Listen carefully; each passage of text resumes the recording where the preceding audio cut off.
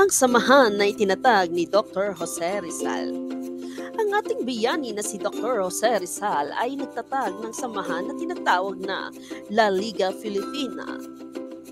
Ang La Liga Filipina ay binuo ng mga taong nais magputol ang pang-aati ng mga Kastila sa mga Pilipino. Ito ang nagsimula ng nasyonalismo ng mga Pilipino. Ang nasyonalismo ay isang konsepto na naglalayong ipahayag at itaguyod ang pagmamahal at pagpapahalaga sa sariling bansa. Ang pangunahing layunin ng La Liga Filipina ay maging malaya ang Pilipinas sa Espanya sa mapayapang paraan. Naitatag ito noong Hulyo 3, 1892 sa Calle Ilaya sa Tondo, Manila. Ang pangulo dito ay si Ambrosio Salvador, ngunit ang samahan na ito ay nagtagal lamang ng 3 araw.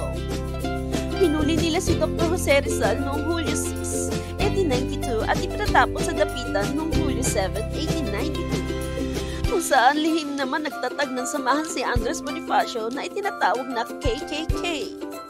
Hangarin lamang ng La Liga Filipina ay pagkakaisa sa buong Pilipinas. Pagtataguyod ng mga reforma, pagbibigay ng suporta sa edukasyon, agrikultura at komersyo. Paglaban sa anumang karahasan at hindi makatarungan na gawain at pagbibigay ng mga proteksyon at tulong sa bawat kasapi sa isa't isa. Ngunit kinontra ito ng mga Espanyol. Anong masasabi niyo sa ating kwento ngayon? Nagustuhan niyo po ba ang ating kwento ngayon?